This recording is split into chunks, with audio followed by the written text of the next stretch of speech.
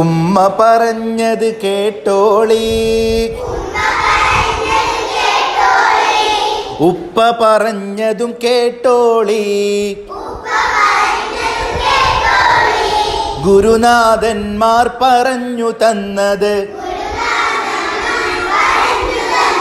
നല്ലതിനാണെന്നോർത്തോളി.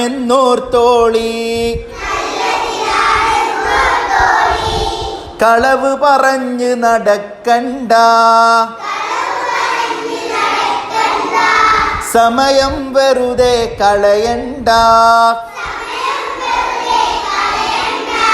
തമ്മിൽ തമ്മിൽ കിബറും വെച്ച്